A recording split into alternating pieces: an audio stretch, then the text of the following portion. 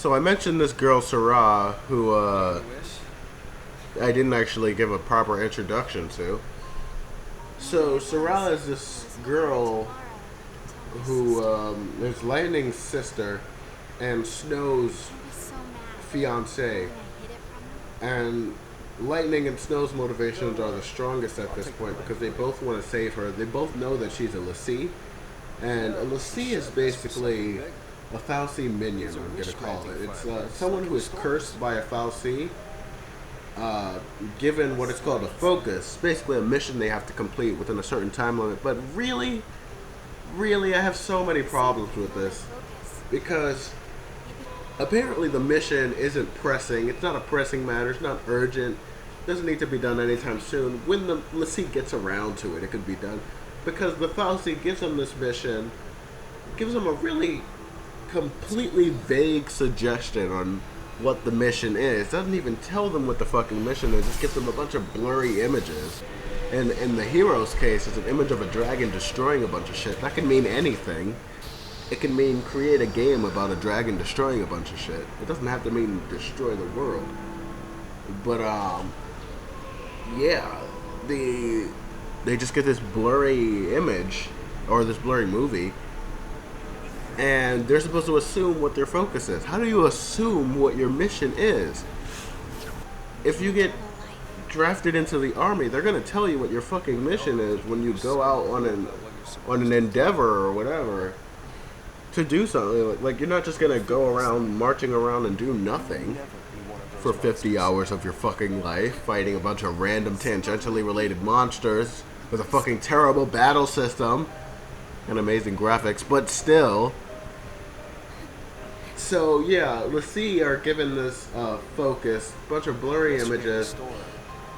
They're given no time limit on it, though there is a time limit, but they're not told what the time limit is. And don't know much about jewelry. Why Hope you like it. would you want your minions? Why would you, first of all, not want them to know what their mission is? Especially since some of the Fal'Cie can talk. Stand by Why can't you tell them what their mission is? Serah, Second of all, my one. why would you punish them for not doing their mission by turning them into a beast, which is called a thief,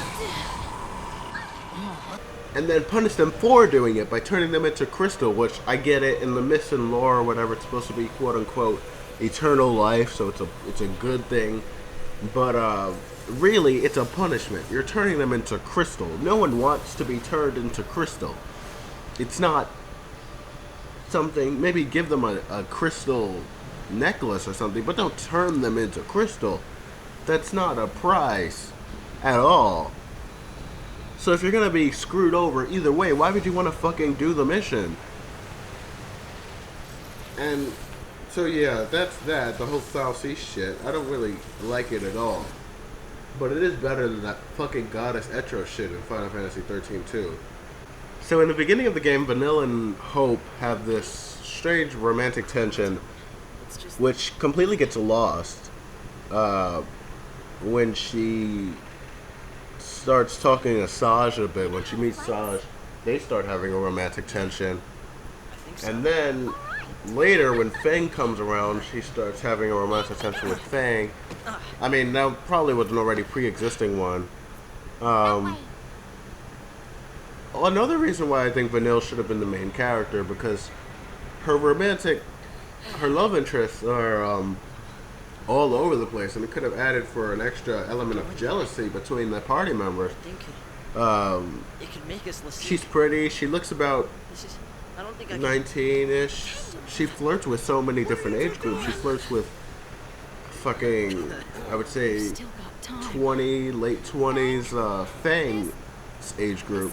She flirts with maybe 35, 40-ish Saj's age group. And then she flirts with fucking 10-year-olds like Hope. And I don't, like, I get it. That's really, if it was intentional, it's a really good design choice on their part. But then why not base the story around her if you're going to go through the extra mile of making her a really ambiguous age group, make her have these romantic tensions with fucking half of the party? and then make the entire story based around her actions in the past, why is she not the main character? Why is Lightning the main character? I don't understand. Why would Lightning doesn't have she has a character arc, supposedly. She has this problem with not really showing emotion, so when she does show emotion, I have a hard time believing it. But yeah, supposedly she has this character arc later, and she becomes a little more open and a little less cold. But really, it's so spurious and just forced that I just can't even believe it. So, it really upsets me that Vanille and Saj are not more important characters in the story. So Vanille and Hope crash land in this place. Again, Vanille's not pulling any strings here. Hope was driving the hovercycle, and they crash in this place completely by accident. Chasing after Snow, who was chasing after his fiance, who has become a l'Cie. And this is a total nitpick. I know it's a nitpick, but I gotta just say this. What were we thinking? This is total bullshit. How Vanille gets her weapon is total bullshit. She goes up to a statue. It's like a statue of a coffee mug or something. And she pulls out what looks like a wand whip kind of thing. I don't really know exactly what it is. But, she does a little sexy dance pose thing. And it's not really that bothers me. Main thing that bothers me is that she pulls it out of a statue. What was it doing there? How was it not attached to the statue? What function did it serve in that area? And how did she know it was there? Because she couldn't have seen it from where she was. And how does she know how to use it? You see later in a flashback that she had that weapon with her long before this ever happened. Or at least a few days before this ever happened. How did she know that weapon was going to be there in a place that she's never been before? The Anima Fal'Cie, I'm pretty sure she's never been there before. How did she know her weapon was going to be there? Especially since Hope just happened to crash land in that place anyway. So she couldn't have, even if she planted the weapon there, she couldn't have known they were going to crash land there. How did she find the same exact weapon that she used to use? Because that thing doesn't look very common. I don't know how she would be able to find it. Anyway, again, total nitpick, but I'm just letting that out there. So Hope is being a total bastard, whiny bitch, and he still doesn't know if he wants to talk to Snow about him letting his mother die or whatever. I don't know. But anyway, game cuts back and forth between Vanille and Hope, Saj and Lightning, and Snow, and then Snow meets up with Vanille and Hope eventually and protects them from a bunch of Seath. My wife. Hope whines like a whiny bitch some more. What's wrong with you? Why do you want to help a l'Cie? They're the enemy. Huh? How can you save a l'Cie? You're not... That's insane! No. You're insane, Hope. You're insane. I don't know how they know how to get around this place. I don't know how they keep ending up where they want to go anyway. I don't know how they keep meeting up with each other. But my only theory for this is that the game is just as linear from the inside, from the perspective of the characters, as it is from our perspective playing the game. I know everyone says this, but it's just nothing but linear corridors, really. And despite that, however, it's ridiculously easy to circumvent battling, because all you have to do is run around the enemy. And I guarantee you, for at least the first half of the game, you can run around 75-85% of the enemies and just not battle them at all. There is a way, even for enemies that block up the whole fucking hallway, there is a way to get around them. I assure you, if you're willing to spend enough time to try, which I guarantee you is less time that you will spend actually battling them, there is a way to get around them.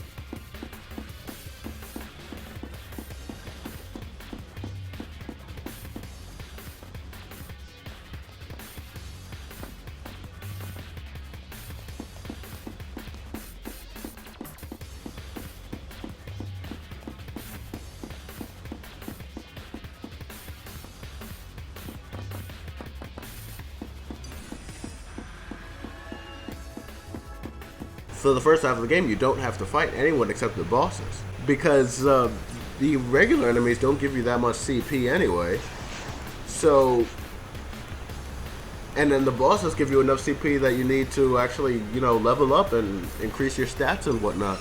So there's really no point in fighting anyone else except the bosses. So if you can avoid battles for the first half of the game at least, then do it, yeah. More power to you. So eventually, Lightning reveals that Serah is a l'Cie. And Saga's like, well, a l'Cie, then I mean she's not even human, blah blah blah.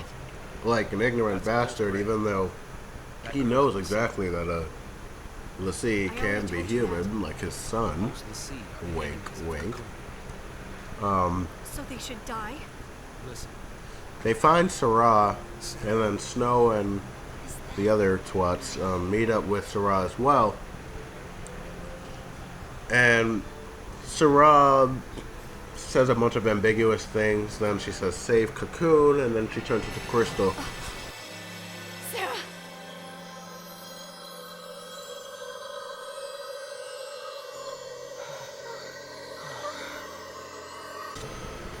No one knows exactly what to do. Snow's idea is to talk to the FFXIII and basically ask nicely to turn Serah back, which, you know, is actually not such a bad idea considering the FFXIII is God, pretty much.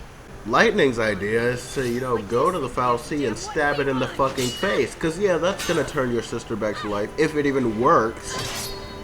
So, yeah, that's what they do. They end up fighting the Anima FFXIII, and they all lose and get turned into l'Cie, get branded, get really cool tattoos, and yeah, that's pretty much what happens to them. I did that. Okay. Let's see to the last. Why me? I don't even know you, but you have to go and attack that thing? Just leave me alone. It's your fault. It's your fault, You could have. All of this is your and Serah's fault. Watch it!